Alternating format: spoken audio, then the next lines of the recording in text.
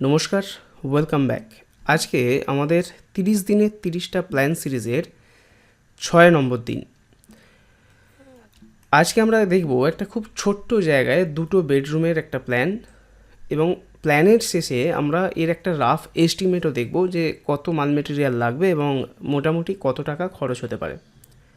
প্রথমেই বলি, এই প্ল্যানটার টোটাল এরিয়া 594 স্কোয়ার ফিট এবং এর লেন্থ আর উইথ হচ্ছে 27 ফিট বাই 22 ফিট। দেখুন, প্ল্যানটা প্রথমে হচ্ছে এই সাইড দিয়ে, অর্থাৎ সাউথ সাইড দিয়ে বা দক্ষিণ দিক দিয়ে এন্ট্রি হওয়ার পরে একটা ছোট্ট ড্রয়িং রুম মতো আছে। যদিও এটা ড্রয়িং রুম বলা চলে না, মানে ড্রয়িং এরিয়া আর কি। এখানে সোফা পেতে বসা যাবে।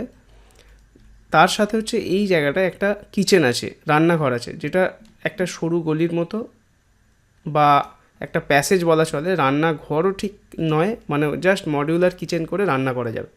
যেহেতু জায়গাটা অনেক ছোট, সেই কারণে এইভাবে প্ল্যানটা সাজানো। এই কিচেনের যে স্পেসটা, তার মাপ আছে 10 ফুট বাই 4 ফুট 6 ইঞ্চি। এরপরে একটা ছোট্ট স্পেস পাওয়া যাচ্ছে, এটা ডাইনিং স্পেস বলা চলে, কারণ হচ্ছে সিঁড়ি এইভাবে ঘুরে রাউন্ড দিয়ে উপরে উঠে যাচ্ছে। এবার এই যে পার্টিশানটা, কিচেন আর এই সিঁড়ির নিচের পার্টিশানটা, এই পার্টিশানটাকে যদি তুলে দেওয়া যায় তাহলে এখানটা একটা ডাইনিং মতো হয়ে যাবে। ইজিলি এখানে 6 জনের টেবিল পেতে, ডাইনিং টেবিল পেতে খাওয়া দাওয়া করা যাবে। এবার এরপরে এখানে 2টো বেডরুম পাশাপাশি আছে, 9-11। বেডরুমগুলো স্ট্যান্ডার্ড সাইজ রাখা আছে, জায়গা যেহেতু ছোট সেই তুলনায় স্ট্যান্ডার্ড সাইজ। প্লাস হচ্ছে এখানে একটা টয়লেট বসানো আছে। টয়লেটের মাপ দেওয়া আছে দেখুন 5 ফুট 8 ইঞ্চি বাই 4 ফুট, যেটা এটাও কিন্তু একটা স্ট্যান্ডার্ড সাইজ টয়লেট, খুব একটা ছোট নয়। তো এই হচ্ছে মোটামুটি একটা প্ল্যান। তো এই হলো মোটামুটি প্ল্যান। এবার আপনারা যদি এই ধরনের প্ল্যান করাতে চান, অবশ্যই আমাদের নিচে দেওয়া হোয়াটসঅ্যাপ নাম্বারে যোগাযোগ করতে পারেন। আমরা প্ল্যান থেকে এস্টিমেট সমস্ত জিনিসটাই আপনাকে সার্ভিস দিয়ে দিতে পারবো। তো যাই হোক, এবার চলুন এর একটা রাফ এস্টিমেট আমরা দেখে নিই। দেখুন, মোটামুটি এই খরচটা দেওয়া আছে কলম, বিম, ছাদ, সিঁড়ি, প্লাস্টার, দেওয়াল গাঁথনি হওয়ার পর প্লাস্টার পর্যন্ত। এখানে কোনো ফিনিশিংয়ের ডিটেলস দেওয়া নেই।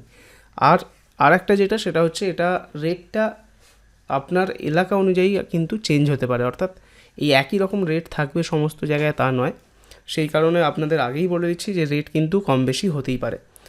প্রথম যেটা মেটেরিয়াল, সেটা হচ্ছে সিমেন্ট মোটামুটি 261 বস্তা মতো সিমেন্ট লাগবে, যার রেট বর্তমানে 420 টাকা অ্যাভারেজ ধরলে 1,09,771 টাকা টোটাল খরচ পড়বে। রড লাগবে 1.7 টন, অর্থাৎ 1700 কিলোগ্রাম। এর মধ্যে 8, 10, 12, 16 সমস্ত রকম রডটাই আছে। প্রত্যেক টন রডের দাম 72,000 টাকা ধরলে 1,24,027 টাকা। এবার এই রডের কথা বলতে মনে পড়লো যে স্ট্রাকচারে কী সাইজের কলম দিয়েছি সেটা আপনাদের বলা হয়নি। এই বিল্ডিংটাতে কলম আমরা ইউজ করেছি 10-12। এবার কলম পজিশানগুলো আপনারা চাইলে একবার গিয়ে দেখে আসতে পারেন, আর একবার ব্যাকে গিয়ে ভিডিওটায় কোথায় কোথায় কলম দেওয়া আছে। কলমের রড সমস্তটাই দেওয়া আছে কিন্তু 4টে 16, 2টো 12 রড এবং 10 ইঞ্চি বাই 12 ইঞ্চি সাইজের কলম।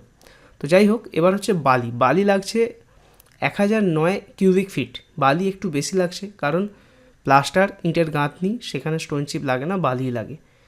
বালির অ্যাভারেজ রেট 65 টাকা পার সিএফটি ধরলে 65,637 টাকা মতো বালি লাগছে।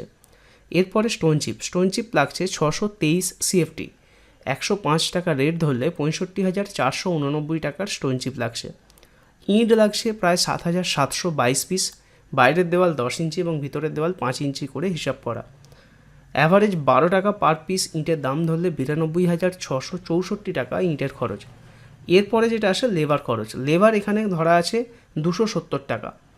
270 টাকা হচ্ছে প্লাস্টার সমেত। এবার এই রেটটা কিন্তু আপনার এলাকায় চেঞ্জ হতেই পারে, না চেঞ্জ হওয়ার কিছু নেই। সেই কারণে বলবো যে আপনি আপনার রেট অনুযায়ী এটাকে ক্যালকুলেশনটা করুন। 594 স্কোয়ার ফিটে 270 টাকা রেট ধরলে টোটাল আসবে 1,60,380 টাকা। এটা কিন্তু সিঁড়ির ঘর বা সিঁড়ির ডেরা রোজ বা সিঁড়ির প্যারাপেট ওয়াল বা ছাদের যে প্যারাপেট ওয়াল, এগুলো কিন্তু ধরা নেই, জাস্ট ছাদ পর্যন্ত। তো এবার হচ্ছে এক্সট্রা কিছু জিনিস লাগে, যেমন binding wire, cover block, plastic, এইগুলোর জন্য 20,000 টাকা এক্সট্রা ধরা আছে। তো টোটাল যে খরচ আসছে সেটা হচ্ছে 6,37,968 টাকা। এবার যদি প্রত্যেক স্কোয়ার ফিটে হিসাব করা হয় সেক্ষেত্রে হবে 1,074 টাকা মতো। তো এই হলো একটা একটা রাফ এস্টিমেট। এবার আপনারা যদি আপনাদের জন্য ডিটেলস এস্টিমেট করাতে চান, যেটা আপনার কাজের জন্যও লাগবে অথবা ব্যাংক লোন পারপাসেও লাগবে, তাহলে নিচে হোয়াটসঅ্যাপ নাম্বারতে আপনারা মেসেজ করতে পারেন, অথবা নিচে দেওয়া একটা লিঙ্ক আছে, আমরা কিভাবে এস্টিমেট বানাই তার ডিটেলস একটা ভিডিও দেওয়া আছে, সেটা থেকেও আপনারা দেখে নিতে পারেন যে আমরা কিভাবে এস্টিমেট বানাই। আজ এই পর্যন্তই, দেখা হচ্ছে আবার কালকে নতুন ভিডিও নিয়ে, নতুন প্ল্যান নিয়ে। থ্যাংক ইউ, ভালো থাকবেন।